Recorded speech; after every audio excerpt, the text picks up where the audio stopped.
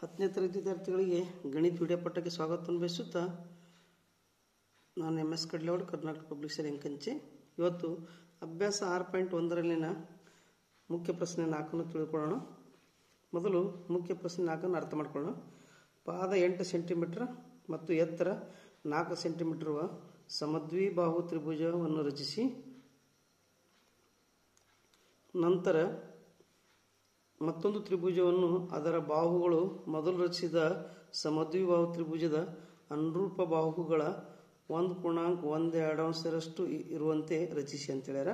ಇದರ ಅರ್ಥ ಮೊದಲು ಪಾದ 8 ಸೆಂಟಿಮೀಟರ್ ಹಾಕೋರಿ ಅಂತ ಹೇಳ್ಯಾರ.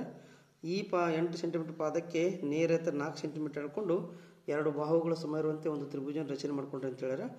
ಈ ತ್ರಿಭುಜಕ್ಕೆ ರೂಪದಲ್ಲಿ ಒಂದೇ ಇರುವಂತೆ ಅನುಪಾತ 1.12 ಅನುಪಾತವನ್ನು ತೆಗೆದುಕೊಂಡು ಈ ದತ್ತ ತ್ರಿಭುಜಕ್ಕೆ ಸಮರೂಪ ತ್ರಿಭುಜವನ್ನು ರಚನೆ ಮಾಡಂತ ಹೇಳ್ಯಾರ. ಈಗ ನಾವು ಸಮರೂಪ ತ್ರಿಭುಜವನ್ನು ರಚನೆ ಮಾಡೋಣ. ಈಗ 8 ಸೆಂಟಿಮೀಟರ್ ಪಾದವನ್ನು ಹೇಳ್ಕೊಳ್ಳೋಣ. ಇಲ್ಲಿ ಅದನ್ನು ಇಲ್ಲಿಂದ ಈ ಪಾಯಿಂಟನ್ನು ಗುರ್ತ ಮಾಡೋಣ. ಇದು 8 ಸೆಂಟಿಮೀಟ್ರ್, ಇಲ್ಲಿ 0, ಈ 8 ಸೆಂಟಿಮೀಟ್ರ್ ಪಾದವನ್ನು ಹಿಂಗೆ ಹೇಳ್ಕೊಳ್ಳೋಣ. ಹಿಂಗೆ 8 ಸೆಂಟಿಮೀಟ್ರ್, ಇದು 8 ಸೆಂಟಿಮೀಟ್ರ್ ಪಾದ, 8 ಸೆಂಟಿಮೀಟ್ರ್ ಪಾದ. ಇದಕ್ಕೊಂದು ಹೆಸರು ಕೊಡೋಣ. ಏನಂತ ಹೆಸರು ಕೊಡೋಣ? ಬೇಕಾದಂದು ಒಂದು ಹೆಸರು ಕೊಡೋಣ. ಏನಂತ ಹೆಸರು ಕೊಟ್ರೆ AB ಅಂತ ಹೆಸರು ಕೊಡೋಣ. AB ಒಂದು 8 ಸೆಂಟಿಮೀಟ್ರ್ ರೇಖಾಖಂಡ. ಈಗ 4 ಸೆಂಟಿಮೀಟ್ರ್ ನೇರ ಎತ್ತರ ಎಳಿಬೇಕಿದೆ 8 ಸೆಂಟಿಮೀಟ್ರ್ಗೆ. 4 ಸೆಂಟಿಮೀಟ್ರ್ ಕೆಳಬೇಕಾದ್ರೆ ಮೊದಲು ಈ ಬಾಹುವಿಗೆ AB ಬಾಹುವಿಗೆ ನಾವು ಲಂಬಾರ್ಧ ಕೆಳಿಬೇಕು. ಲಂಬಾರ್ಧಕ್ಕಂದ್ರೆ ಈ 8 ಸೆಂಟಿಮೀಟ್ರ್ ಬಾಹುವಿನ ಅರ್ಧಕ್ಕಿಂತ ಹೆಚ್ಚು ಹಿಂಗೆ ಕೈವಾರವನ್ನು ಹಿಗ್ಗಿಸ್ಕೋಬೇಕು. ಅರ್ಧಕ್ಕಿಂತ ಹೆಚ್ಚು ಅಂದ್ರೆ ಅಂದಾಜು ಮೇಲೆ ಗೊತ್ತಾಗ್ತೈತೆ. ಅರ್ಧ ಅಂದರೆ ಅದಕ್ಕಿಂತಲೂ ಹೆಚ್ಚು ಕೈವಾರವನ್ನು ಹಿಗ್ಗಿಸ್ಕೋಬೇಕು. ಹಿಂಗೆ ಇಲ್ಲಿ ನೋಡ್ರಿ, ಅರ್ಧ, ಇಲ್ಲಿ ಅರ್ಧ ಆಗ್ಬೋದು, ಇಲ್ಲಿ ಅರ್ಧ ಆಗ್ಬೋದು. ಈ ಅರ್ಧಕ್ಕಿಂತ ಹೆಚ್ಚು ಅಂದರೆ ಇಷ್ಟು ಏನು, ಅರ್ಧಕ್ಕಿಂತ ಹೆಚ್ಚು ಕೈವಾರ ಹಿಗ್ಗಿಸ್ಕೊಂಡು ಇಲ್ಲೊಂದು ಕಂಸ ಹಾಕ್ಬೇಕು. ಹಿಂಗೆ ಈ ರೀತಿ ಇಲ್ಲೊಂದು ಕಂಸ, ಅದೇ ರೀತಿ ಕೆಳಗಡೆ ಒಂದು ಕಂಸ, ಹಿಂಗೆ ಇಲ್ಲೊಂದು ಕಂಸ, ಇಲ್ಲಿ ಕೆಳಗಡೆ ಒಂದು ಕಂಸ, ಹಿಂಗೊಂದು ಕಂಸ ಹಾಕಬೇಕು. ಇದನ್ನು ಒಂದ್ಸಲ ಹಿಗ್ಸ್ಕೊಂಡಿವಲ್ಲ, ಇದನ್ನು ಹೆಚ್ಚು ಕಡಿಮೆ ಮಾಡಲಾರ್ದೇ ಮೊದಲೇ ಬೀದ ಮೇಲೆ ಇಟ್ಟಿದ್ದೆವು. ಈಗ ತಂದು ಅದನ್ನು ಏದ ಮೇಲೆ ಇಡಬೇಕು. ಎ ಬಿಂದಿನ ಮೇಲೆ, ಎ ಬಿಂದು ಮೇಲೆ ಇಟ್ಟು ಈ ಕಂಸವನ್ನು ಛೇದಿಸ್ಬೇಕು. ಹಿಂಗೆ ಛೇದಿಸ್ಬೇಕು. ಈ ಕಡೆನೂ ಹಿಂಗೆ ಛೇದಿಸ್ಬೇಕು. ಈಗ ಛೇದಿಸ್ಬೇಕಿದು ಮೇಲ್ಭಾಗ ಮತ್ತು ಕೆಳಭಾಗ ಛೇದಿಸ್ಬೇಕು. ಛೇದಿಸಿದ ತಕ್ಷಣ ಸ್ಕೇಲ್ ತಗೊಂಡು ಸ್ಕೇಲನ್ನು ಬಳಕೆ ಮಾಡಿಕೊಂಡು ಇದನ್ನು ಸೇರಿಸ್ಬೇಕು. ಇವುಗಳನ್ನು ಸೇರಿಸ್ಬೇಕು. ಛೇದಿಸಿದ ಬಿಂದುವಿನಿಂದ ಹಿಡ್ಕೊಂಡು ಮೇಲಿನ ಒಂದು ಛೇದಿಸಿದ ಬಿಂದು ಮತ್ತು ತೆಳಗಿನ ಒಂದು ಛೇದಿಸಿದ ಬಿಂದುವನ್ನು ಹಿಡ್ಕೊಂಡು ಈ ರೀತಿ ಸೇರಿಸ್ಬೇಕಿದು, ಕೂಡಿಸ್ಬೇಕು. ಕೂಡಿಸಿರಿ ಅಥವಾ ಸೇರಿಸಿರಿ, ಹಿಂಗೆ ಕೂಡಿಸ್ಬೇಕು.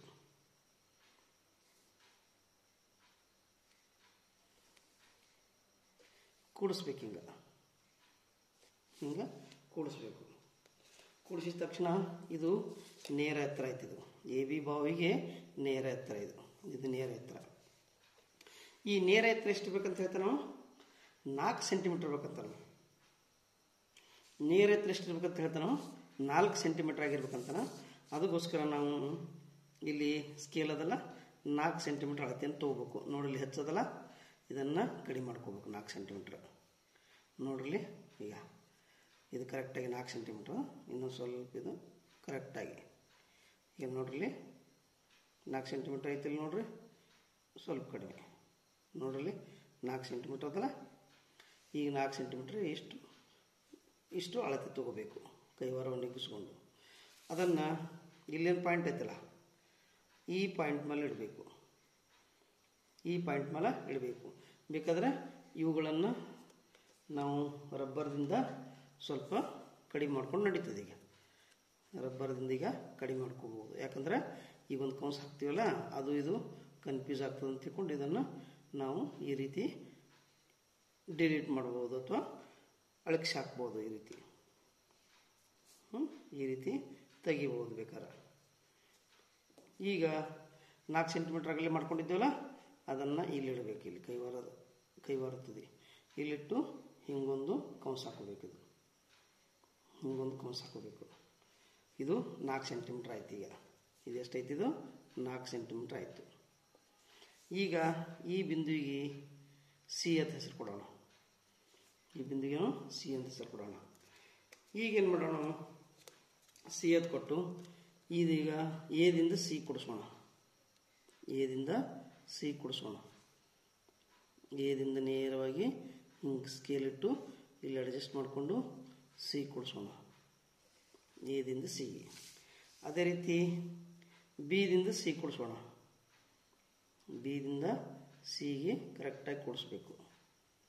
ಬಿದಿಂದ ಸಿಗೆ ಕರೆಕ್ಟಾಗಿ ಕೊಡಿಸ್ಬೇಕು. ಇಲ್ಲಿ ಬಿದಿಂದ ಸಿಗೆ ಕರೆಕ್ಟಾಗಿ ಕೊಡಿಸ್ತೀವಿ. ಈಗ ಅವ್ರು ಕೊಟ್ಟ ಅಳತೆ ಪ್ರಕಾರ ಎ ಬಿ ಸಿ ಒಂದು ತ್ರಿಭುಜ ಆಯಿತು. ಇದು ಹತ್ರ 4 ಸೆಂಟಿಮೀಟ್ರ್ ಅದ. ಬೇಕಾದ್ರೆ ಇಲ್ಲಿ ಸಮದ್ವಿಭಾವ ಆಗಲ್ಲ ಅಂತ ಬೇಕಾದ್ರೆ ನೋಡ್ಕೊಳಕ್ಕೆ ಇವೆರಡು ಬಾವಿನ ಅಳತೆ ನೋಡ್ಬೇಕು. ಇಲ್ಲಿ ಬೇಕಾದ್ರೆ ಕನ್ಫರ್ಮ್ಗೋಸ್ಕರ ಎಷ್ಟೈತಿ? ಇಲ್ಲಿ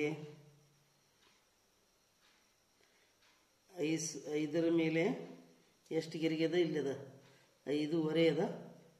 6, 7 ಐತಿ.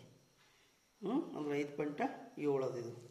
ಅದೇ ರೀತಿ ಇದು ಕೂಡ ಎಷ್ಟದು ನೋಡಬೇಕು. ನೋಡ್ರಿ ಇದನ್ನು ಕೂಡ ಎಷ್ಟೈತಿ ನೋಡ್ರಿ. ಇಲ್ಲಿ ಸಿ ಬಿಂದಿನಿಂದ ಈಗ ಇದು ಕೂಡ ಎಷ್ಟೈತಿ? ಇಲ್ಲಿ 5.5 ಅದ.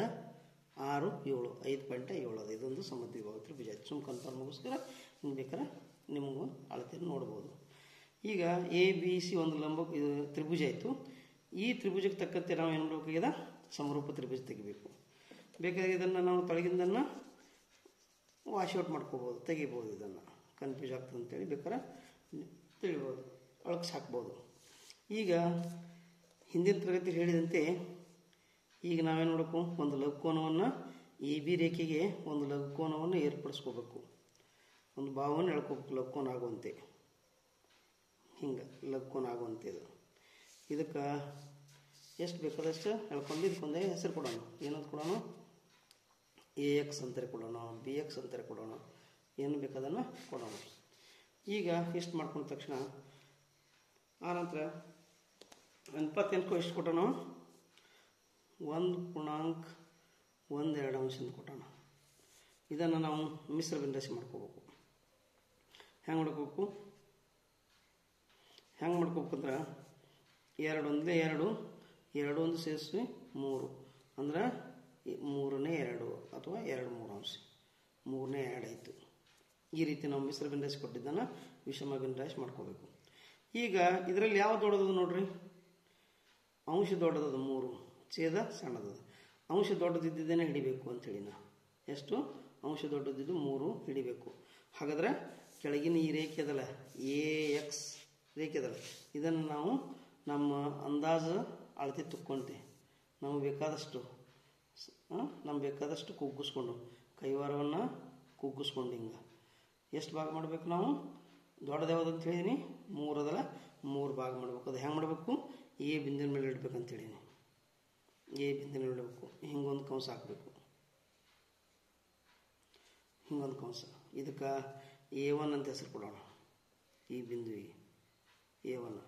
ಮತ್ತು A1 ಬಿಂದಿನ ಮೇಲೆ ಕೈವಾರ ತುದಿ ಇಟ್ಟು ಮತ್ತು ಹಿಂಗೊಂದು ಕಂಸ ಹಾಕೋಣ. ಹೆಂಗೆ?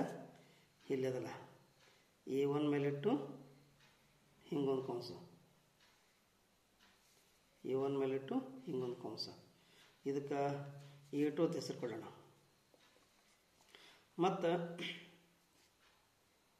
ಮತ್ತು A2 ಮೇಲಿಟ್ಟು A2 ಬಿಂದಿನ ಮೇಲಿಟ್ಟು ಹಿಂಗೊಂದು ಕಂಸ ಹೇಳೋಣ. ಈಗ A2 ಬಿಂದಿನ ಮೇಲಿಟ್ಟು ಮೊದಲೆಷ್ಟು ತೊಗೊಂಡಿದ್ದಲ್ಲ ಒಂದು ಸ್ವಲ್ಪ ಅಳತೆ ಅದರಷ್ಟೇ ತಗೋಬೇಕು. ತಗೊಂಡು ಇದ್ರ ಮೇಲಿಟ್ಟು A2 ಬಿಂದು ರಚನೆ ಮಾಡ್ಕೊಂಡ್ವಿ. ಮತ್ತು ಹೊಳ್ಳಿ ಇಲ್ಲಿಟ್ಟು A3 ಬಿಂದುವನ್ನು ರಚನೆ ಮಾಡ್ಕೋಬೇಕು. ನಾವು ಇಲ್ಲಿಟ್ಟು ಇಲ್ಲಿಟ್ಟು A3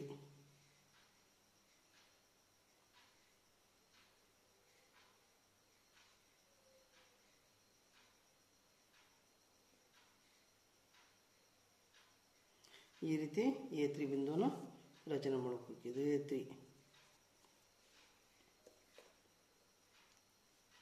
ಈಗ ಅನುಪಾತ ಯಾವ ಸಣ್ಣದಲ್ಲ, 3 ಭಾಗ ಮಾಡಿದ್ದೀವಿ. ಅನುಪಾತ ಯಾವ ಸಣ್ಣದಲ್ಲ, 2 ಅದಲ್ಲ, ಛೇದ 2 ಅದಲ್ಲ.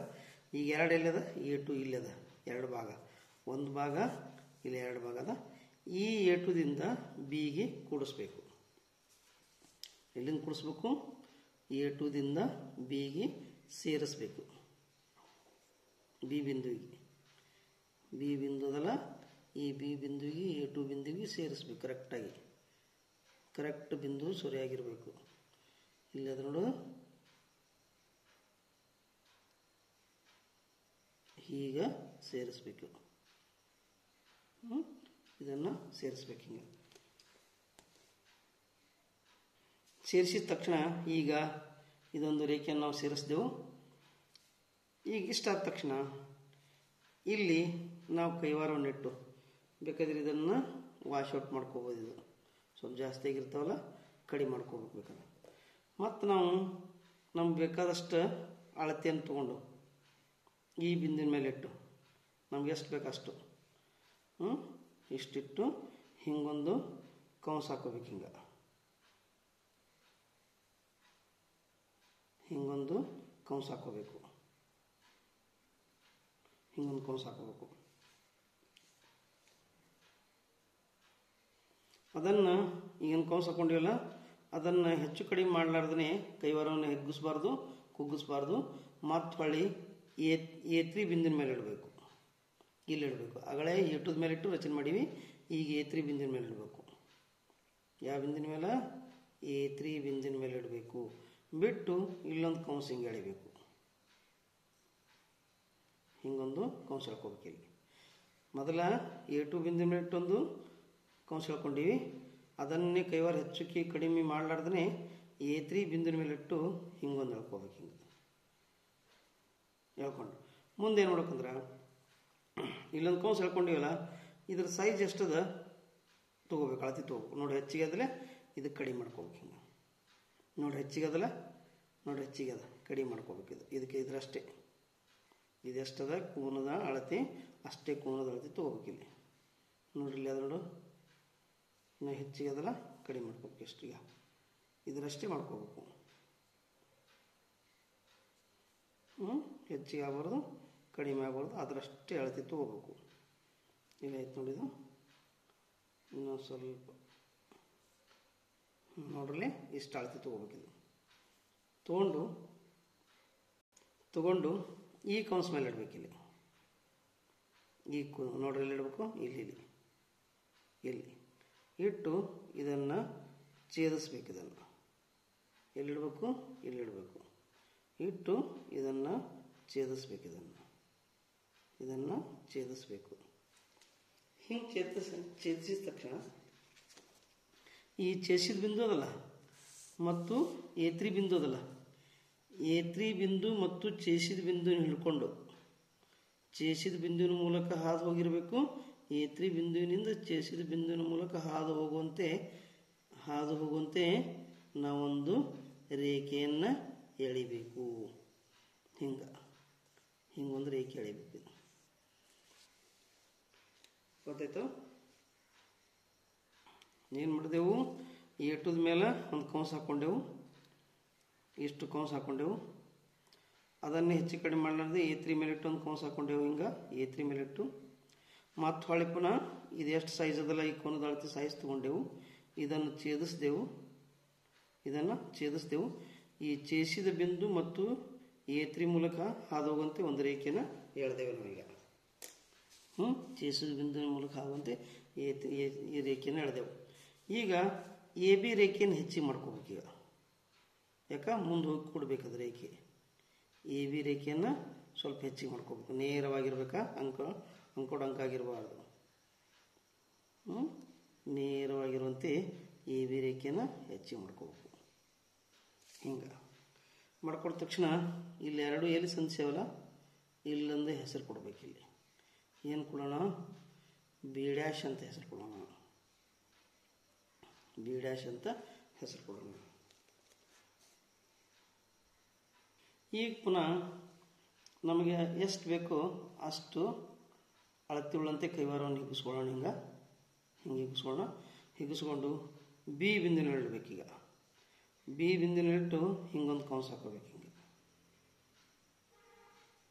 ಹಿಂಗೊಂದು ಕಂಸ ಹಾಕೋಬೇಕು ಬಿ ಬಿಂದುವಿನಲ್ಲಿಟ್ಟು. ನೋಡ್ರಿ, ಬಿ ಬಿಂದುವಿನ ಮೇಲಿಟ್ಟು ಹಿಂಗೊಂದು ಕಂಸ.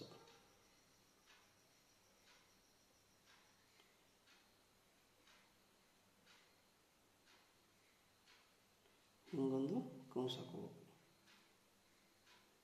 ಬಿ ಬಿಂದು ಮೇಲೆ. ಇದನ್ನೇ ಹೆಚ್ಚಿಗೆ ಮತ್ತು ಕಡಿಮೆ ಮಾಡಿದ್ರೆ ಈಗ ಬಿ ಡ್ಯಾಶ್ ಬಿಂದುವಿನ ಮೂಲಕ ಹಾಕಬೇಕು. ಬಿ ಡ್ಯಾಶ್ ಬಿಂದುವಿನ ಮೇಲಿಟ್ಟು ಅಗಳೆ ಮಾಡಿದಾಗ ಹಾಗೆ ಈಗೊಂದು ಕಂಸ ಹಾಕಬೇಕು. ತಳಗೆ ಮಾಡಿದ್ದೇವಲ್ಲ ಅದೇ ಟೈಪ್ ಇಲ್ಲಿ ಬೇರೆ ಅಳತೆ ತೊಗೊಂಡಿವಿ. ಇದ್ರ ಟೈಪ್ ಈ ರೀತಿ ಕಂಸ ಹಾಕಬೇಕು. ಹಾಕಿದ ತಕ್ಷಣ ಮತ್ತೆಲ್ಲಿ ತೊಗೋಬೇಕು? ನೋಡೋಣ, ಅಳತೆ ಹೇಳ್ರಿ. ಎಲ್ಲಿ ತೊಗೋಬೇಕು? ಎಲ್ಲಿ? ಇದ್ರ ಅಳತೆ ತೊಗೋಬೇಕು. Very good. ಇದ್ರ ಅಳತೆ ತೊಗೋಬೇಕು. ಇಲ್ಲಿ ಇದು ನೋಡ್ರಿ, ಹೆಚ್ಚಿಗೆ ಅದು ನೋಡ್ರಿ. ಇದು ಹೆಚ್ಚಿಗೆ ಇದಿಲ್ಲ, ಹೆಚ್ಚಿಗೆ ಇದಿಲ್ಲ. ಅದಕ್ಕೆ ಕಡಿಮೆ ಮಾಡ್ಕೋಬೇಕು. ಇದು ಕಡಿಮೆ, ಹಿಂಗೆ ಇದು ಕಡಿಮೆ ಮಾಡ್ಕೋಬೇಕು. ಇದು ಇಷ್ಟು ಕಡಿಮೆ ಮಾಡ್ಕೋಬೇಕು. ಇದರಷ್ಟೇ ಅಳತೆ ತೊಗೋಬೇಕು. ಕಡಿಮೆ ಇಷ್ಟು, ಇಷ್ಟು ತೊಗೋಬೇಕು. ಇದು ಇಷ್ಟು ತೊಗೋಬೇಕು. ಇಷ್ಟು ತೊಗೊಂಡು ನೋಡ್ರಿ, ಇದು ಎಷ್ಟದಲ್ಲ ಇಷ್ಟು ತೊಗೋಬೇಕು. ತೊಗೊಂಡು ಎಲ್ಲಿ ಇಡ್ಬೇಕಂತ ಹೇಳೀನಿ? ಎಲ್ಲಿ? ಇಲ್ಲಿ ಇಡಬೇಕು. ಇಲ್ಲಿ ಈ ಬಿಂದುವಿನಲ್ಲಿ ಇದು ಕಂಸ ಹಾಕಿನಲ್ಲ, ಈ ಕಂಸ ಎಲ್ಲಿ ಕೂಡೋದಲ್ಲ ಅಲ್ಲಿ ಇಟ್ಟು ಹಿಂಗೆ ಛೇದಿಸ್ಬೇಕು. ಹಿಂಗೆ ಛೇದಿಸ್ಬೇಕು. ಇಷ್ಟಾದ ಬಳಿಕ ಈಗ ಬಿ ಡ್ಯಾಶ್ ಬಿಂದು ಅದಲ್ಲ, ಆ ಬಿ ಡ್ಯಾಶ್ ಬಿಂದುನ ಹಿಡ್ಕೊಂಡು ಛೇದಿಸಿದ ಬಿಂದುವಿನ ಮೂಲಕ ಹಾದು ಹೋಗುವಂತೆ. ಛೇದಿಸಿದ ಬಿಂದು ಇಲ್ಲ ನೋಡ್ರಿ, ಇದು ಬಿ ಡ್ಯಾಶ್ ಬಿಂದು ಅದ, ಇದು ಛೇದಿಸಿದ ಬಿಂದು ಇಲ್ಲದ. ಛೇದಿಸಿದ ಬಿಂದುವಿನ ಮೂಲಕ ಬಿ ಡ್ಯಾಶ್ ಬಿಂದು ಹಾದು ಹೋಗುವಂತೆ ಏನಾಗಬೇಕು? ಒಂದು ರೇಖೆಯನ್ನು ಎಳ್ಕೋಬೇಕು. ಹಿಂಗೆ ಒಂದು ರೇಖೆ ಛೇದಿಸಿದ ಬಿಂದು ಮತ್ತು ಬಿ ಡ್ಯಾಶ್ ಬಿಂದು ಹಾದು ಹೋಗುವಂತೆ ಒಂದು ರೇಖೆಯನ್ನು ಎಳ್ಕೋಬೇಕು. ಇಷ್ಟು ಎಳ್ಕೊಂಡ ತಕ್ಷಣ ಈಗ ಎ ಸಿಯನ್ನು ಹೆಚ್ಚಿಗೆ ಮಾಡ್ಬೇಕು. ಆಗಲೇ ಎ ಬಿ ಮಾಡಿದ್ದ ಇಲ್ಲಿ ಕೂಡಿದ್ದಿಲ್ಲ, ಈಗ ಎ ಸಿ ಭಾವವನ್ನು ನೇರವಾಗಿ ಹೆಚ್ಚಿಗೆ ಮಾಡ್ಕೋಬೇಕು. ಎ ಸಿ ಬಾಹುವನ್ನು ನೇರವಾಗಿ ಹೆಚ್ಚಿಗೆ ಮಾಡ್ಕೋಬೇಕು. ಈಗ ಎ ಸಿ ಬಾಹುವನ್ನು ಹೆಚ್ಚಿಗೆ ಮಾಡ್ಕೊಂಡೆವು. ಅದು ಹೋಗಿ ಎಲ್ಲಿ ಕೂಡ್ತು? ಇದಕ್ಕೆ ಸಿ ಡ್ಯಾಶ್ ಅಂತ ಹೆಸರು ಕೊಡೋಣ. ಸಿ ಡ್ಯಾಶ್ ಅಂತ ಹೆಸರು ಕೊಡೋಣ. ಇಲ್ಲಿ ಇದೊಂದು ತ್ರಿಭುಜ ಸಿಕ್ತು ನೋಡ್ರಿ. ಇಲ್ಲೊಂದು ನೋಡ್ರಿ, ಎ ಬಿ ಸಿ ಒಂದು ತ್ರಿಭುಜ ಮೊದಲು ತೊಗೊಂಡಿದ್ದು. ನಂತರ ಇದಕ್ಕೆ ಸಮರೂಪವಾಗುವಂತೆ A B dash C dash ನೋಡ್ರಿ ಆಕಾರ ಹೆಂಗದ ನೋಡಕ್ಕೆ ಹೆಂಗದ ಆಕಾರ. ಎ ಬಿ ಸಿ ತ್ರಿಭುಜದ ರೂಪ ನೋಡ್ರಿ ಹೆಂಗದ. ಅದೇ ರೀತಿ ನೋಡ್ರಿ, ಎ ಬಿ ಸಿ ಒಂದು ತ್ರಿಭುಜದ, ಈ ತ್ರಿಭುಜದ ಆಕಾರ ನೋಡ್ರಿ. ಅದೇ ರೀತಿ A B dash C dash ನೋಡ್ರಿ ತ್ರಿಭುಜ ಇದು ನೋಡ್ರಿ. ಇವೆರಡು ತ್ರಿಭುಜಗಳು ಸಮರೂಪಗಳಾಗಿರ್ತಾವ. ಎ ಬಿ ಸಿ ತ್ರಿಭುಜ, A B dash C dash ಒಂದು ಸಮರೂಪ ತ್ರಿಭುಜ ಆಗಿರ್ತದೆ. ಅನುಪಾತ ಯಾವುದು? ಎರಡನೇ ಮೂರರಷ್ಟು. ಮೊದಲನೇ ತ್ರಿಭುಜ 2 ಇದ್ರೆ ಹಿಂದೆಗಡೆ ಎರಡನೇ ತ್ರಿಭುಜ ಎಷ್ಟಾಗಬೇಕು? 3 ಆಗಿರ್ಬೇಕಂದ್ರೆ ಒಂದು ಪ್ರಮಾಣ ಹೆಚ್ಚಿಗೆ ಆಗಿರ್ಬೇಕು. ಅದಂತೊಂದು ತ್ರಿಭುಜ A B dash C dash ಮತ್ತು ಎ ಬಿ ಸಿ ಇವು ಸಮರೂಪ ತ್ರಿಭುಜಗಳು. ತಳಗಬೇಕಾದ್ರೆ ಇದನ್ನು ನೋಟ್ ಬರಿಬೋದು. ಏನಂತ? ತ್ರಿಭುಜ ಎ ಬಿ ಸಿ ಸಮರೂಪಿ ತ್ರಿಭುಜ A B dash C dash ಅಂತ ಈ ರೀತಿ ಬರಿಬೇಕು. ಏನೇನು ಕೊಟ್ಟಿದ್ದವ? ಪಾದ 8 ಸೆಂಟಿಮೀಟರ್ ಕೊಟ್ಟಿದ್ದ, ಎತ್ತರ ನೇರ ಎತ್ತರ 4 ಸೆಂಟಿಮೀಟರ್ ಕೊಟ್ಟಿದ್ದ, ಅನುಪಾತ ಏನು ಕೊಟ್ಟಿದ್ದ? 1.12 ಕೊಟ್ಟಿದ್ದ. ಅದಕ್ಕೆ ನಾವು ಈ ರೀತಿಯಲ್ಲಿ ನಾವು ಸಮರೂಪ ತ್ರಿಭುಜನ ರಚನೆ ಮಾಡಿದೆವು. ತಾವು ಕೂಡ ಇದನ್ನು ಪದೇ ಪ್ರಾಕ್ಟೀಸ್ ಮಾಡಬೇಕು. ಇಲ್ಲಿ 4 ಸೆಂಟಿಮೀಟರ್ ಬದಲು 5 ಸೆಂಟಿಮೀಟರ್ ಕೊಡ್ಬೋದು, 6 ಸೆಂಟಿಮೀಟರ್ ಕೊಡ್ಬೋದು, 7 ಸೆಂಟಿಮೀಟರ್ ಕೊಡ್ಬೋದು. ಎತ್ತರ ನೇರ ಎತ್ತರ ಅದ್ರ ತಕ್ಕಂತೆ ನಾವು ರಚನೆಯನ್ನು ಮಾಡಬೇಕು ತಪ್ಪದೆ.